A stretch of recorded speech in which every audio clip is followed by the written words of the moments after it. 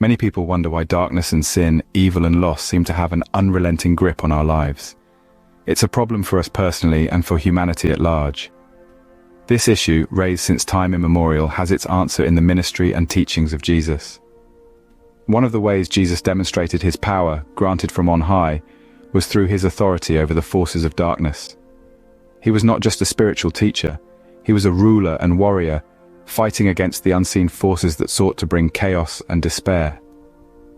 Consider the tale of Jesus and the legion of demons. This is a story that vividly illustrates the magnitude of Jesus' dominion, establishing a reign where good triumphs over evil. It's a tale drawn from the accounts in 3 Gospels: Mark, Matthew, and Luke. Jesus arrives in the region of the Gerasenes and encounters a man possessed by an unclean spirit. This man, tormented and isolated from society, lived among the tombs. No chains could bind him, for he would break them apart with a strength fueled by a legion of demons. Jesus, with a divine mastery that silenced the wind and waves, commands the unclean spirit to come out of the man. The demons, recognizing Jesus as the Son of the Most High, begged him to send them into a nearby herd of pigs, roughly 2,000 on a hillside. Jesus grants their request. The herd, now possessed, rushes down the steep bank into the sea and drowns, leaving the man, once tormented, now sitting peacefully at Jesus' feet. This story, dramatic and powerful, is more than a tale of exorcism. It's a testament to Jesus' authority over all things, seen and unseen. The forces of darkness, which had once tormented a person to the brink of humanity, bowed before Jesus, showing his dominion over all things, most notably the manifestation of evil.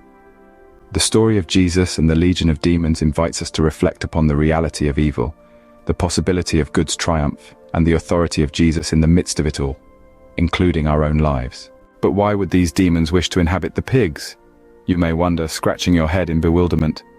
Let's delve into this fascinating aspect of the tale.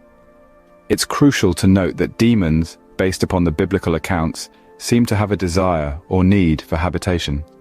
They loathe wandering aimlessly in the world, homeless and without a vessel to possess. This isn't just a whim or a fancy. It's an unquenchable thirst for physical form. It's their best way to wreak havoc in this fallen world. Consider the parable told by Jesus in the book of Matthew. It's a story of an unclean spirit that, after being cast out, wanders through dry places seeking rest but finds none. It then decides to return to the house from which it was expelled, bringing along 7 other spirits more wicked than itself. This parable has multiple interpretations, but here, the house symbolizes a human body, a physical form that the demon yearned to inhabit. The multiple possessions Jesus encountered suggest something similar. Instead of roaming the realms without a physical form, demons would rather inhabit a body. So, why did the demons beg Jesus to send them into the pigs? It's not about the pigs per se, it's about the demons' desperate need for a physical form, a body, a habitation. The pigs were the only available option. You see, these demons, legion, crave habitation. They need it, almost as much as we need air to breathe. And it's not just about having a home. It's about the chaos and ruin they can cause through their possession. The more they possess, the more destruction they can wreak. A physical form offers them a perverse sense of fulfillment, a platform to sow seeds of chaos, evil, and ruin. Their existence is characterized by a relentless need to manipulate and control, to wreak havoc and spread despair, best done through possession.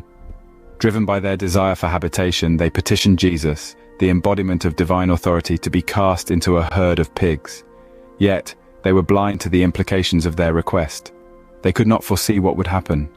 Their sight was limited. They knew not what we know now, that their plea to inhabit the pigs would not go the way they wanted. They could not foresee that the pigs, driven to madness by their presence, would plunge into the sea, thus denying these demons the physical habitation they sought.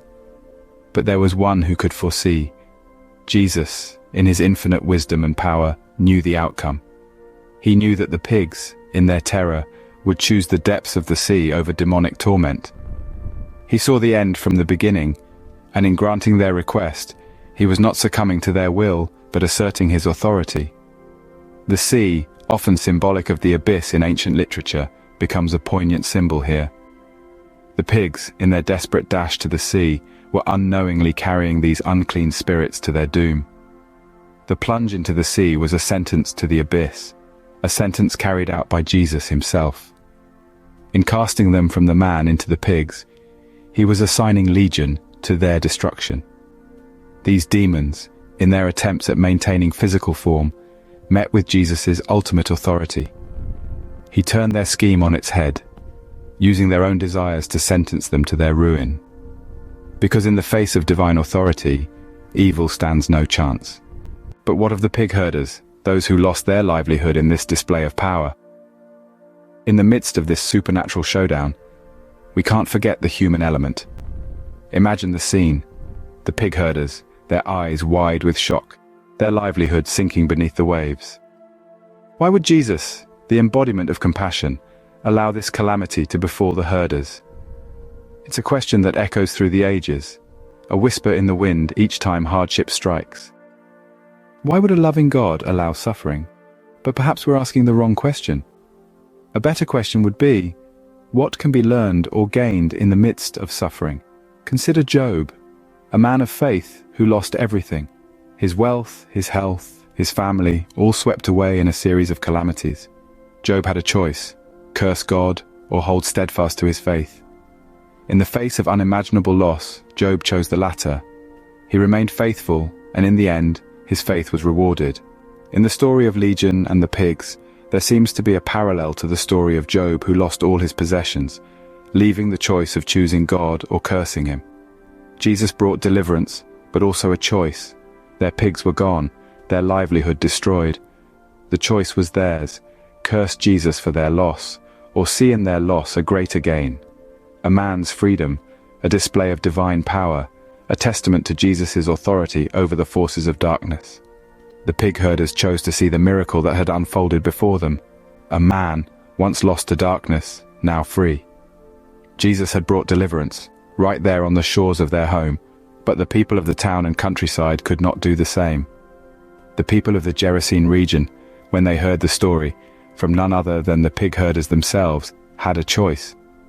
Would they accept Jesus or reject him? They had a completely different response from that of the herders.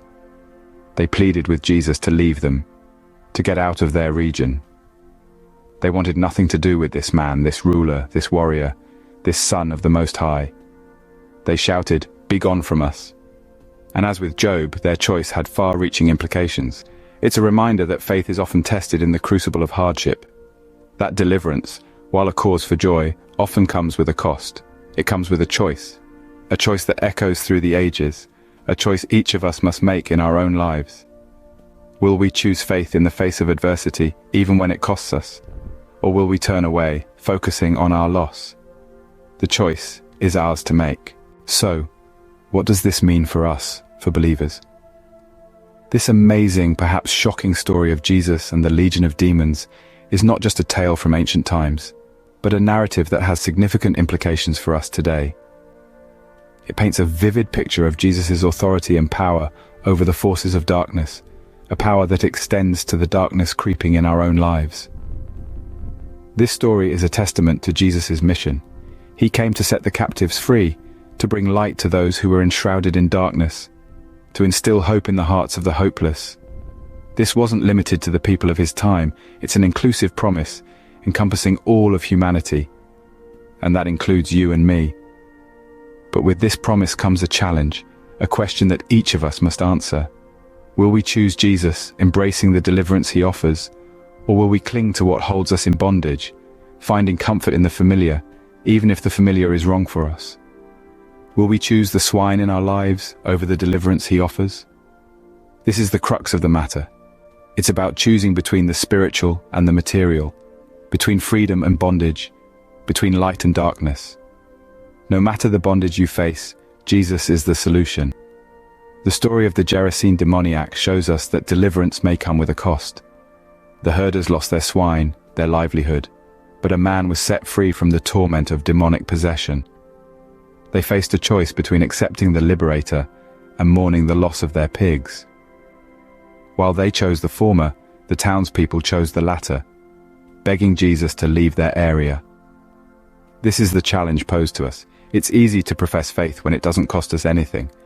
But what happens when following Jesus costs us something, perhaps something dear or something comfortable, like our livelihood or our provision, or perhaps even our pigs? Would we, like the people of Gerasene, choose our pigs over the Savior? Or would we embrace the freedom he offers, no matter the cost? Would we welcome his deliverance, leaving our chains behind? The people of Gerasene made the wrong choice, sending Jesus away. What will our choice be? We hope you will join our world of faith, hope, and inspiration. Please share your thoughts below. And if this video spoke to you in some way, we invite you to like and subscribe. We hope you will join us in this journey. Together we shine brighter,